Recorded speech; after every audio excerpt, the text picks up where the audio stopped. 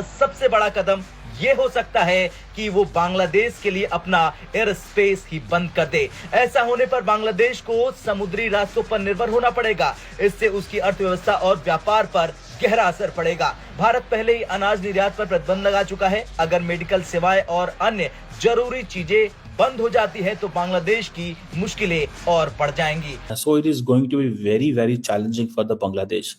तो इस चीज से आप अंदाजा लगा लें कि what could be the challenge.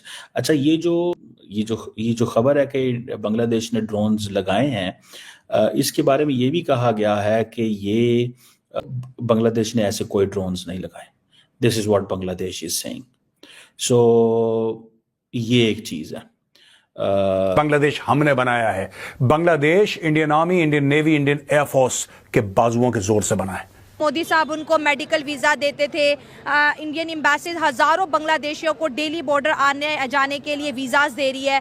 India अपने बजट में उनको फंड दे रहा है। अडानी साहब उनको जो है सस्ती और उधार बिजली दे रहे थे। इनकी इंडस्ट्री को बूस्ट मिला। लेकिन आपको क्या लगता है कि इंडिया को अगर ये जिस तरह हिंदुओं पे अटैक कर रहे हैं, मंदिरों पे अटैक कर रहे हैं, अब तो सिंपल ऐसे आने लगे। अब इंडिया के जो हिंदू वो कह रहे हैं मोदी साहब इनके खिलाफ एक्शन लें। अगर हम 1971-72 में इनको बचा सकते हैं तो क्या हम अपने हिंदुओं को नहीं बचा सकते? लेकिन इंडिया बांग्लादेश, इंडिया के लिए चैलेंज तो बढ़ गया ना। बांग्लादेश, चाइना, पाकिस्तान, 3 कंट्रीज हैं challenge. Myanmar is an unstable, ठीक है जी, वहां से वैसे पेनिट्रेशन होती रहती हैं, human smuggling and all these things India के लिए। सो इंडिया के लिए the neighbourhood is getting problem. So सिर्फ एक नेपाल एंड भूटान ही है which are peaceful for them at the moment. India साजिश कर रही है इनके खिलाफ बांग्लादेश में। इंडिया नहीं चाहती। हमारे चाहने ना चाहने से क्या होता है? जब तुमने शेख मुजीबुर रहमान को गोली मारी वो इंडिया चाहती थी। जब तुम्हारे 2-2 कौड़ी के जर्नल इन्होंने तुम्हारी सरकारें गिराई वो इंडिया चाहती थी। जो हर साल तुम लोग भीख मांग के जिंदा रहते थे वो इंडिया चाहती थी। हर साल या तो बाढ़ या तो सूखे से आधा बांग्लादेश बर्बाद हो जाता था, वो इंडिया चाहती थी। I am not here to hold a brief for Sheikh Hasina. मुझे कोई फर्क नहीं पड़ता शेख हसीना से, लेकिन मैं एक बात बताना चाहता हूं। Why should you blame India? Look within, अपने अंदर देखो, अपने अंदर इंप्रूवमेंट लाओ। This, ladies and gentleman, is called the externalisation of threat. ये कॉन्सेप्ट है कि जो भी है बाहर का हाथ है जो हमारे साथ गलत। तुम खुद गधे हो यार। तुम्हारे साथ हम कौन होते हैं तुम्हारे साथ अच्छा या बुरा करने वाले? You yourself are donkeys. तुम खुद गधे हो। तुम खुद गधे हो यार। तुम्हारे खुद बस का नहीं है कुछ, तुम कर लो ना यार। किसने मना करा है तुम्हें? किसने मना करा? Who has said that? Who has stopped you? India does not want. ये नाहिद इस्लाम कह रहा है इंडिया डज नॉट। इंडिया के वांट ना वांट करने से क्या होता है? I want to ask Bangladesh is this, how does it matter if India wants और India does not want? How does it matter? Are we in a position to influence? आप ये कहते हो कि शेख हसीना प्रो इंडिया थी। अगर इंडिया का इतना इन्फ्लुएंस होता बांग्लादेश के अंदर तो शेख हसीना आज भी फिर प्रधानमंत्री रहती। If your statement of India supporting Sheikh Hasina was true, फिर तो शेख हसीना रहनी थी। आपने उसको निकाल दिया। आपकी मर्जी, आपकी मर्जी यार। आपने उसको निकाल दिया। हमने तो कुछ नहीं बोला। इंडिया ने कुछ बोला है? इंडिया ने कुछ बोला है? पर यार एक बात बताओ, जब वहां पे तुम हिंदुओं को मारोगे, वहां पे जब तुम हिंदुओं को मारोगे, जहां पे तुम हमारे मंदिर तोड़ोगे बांग्लादेश के अंदर, तो फिर यहां का हिंदू बोलेगा और तुम उसको रोक नहीं पाओगे। तुम ये मत सोचना एक मिनट के लिए कि यहां से कुछ हो नहीं रहा है। तुम जितने मंदिर तोड़ रहे हो, आज की तारीख में पाकिस्तान ने 400 से ज्यादा मंदिर तोड़े। 400 से ज्यादा मंदिर तोड़े थे पाकिस्तान ने और इतने हिंदुओं को मारा। आज की तारीख में भीख मांग रहा है पाकिस्तान, और ये भीख हमने मंगवाई उससे। भीख मांग रहा है पाकिस्तान। हमारी लाठी में आवाज नहीं है।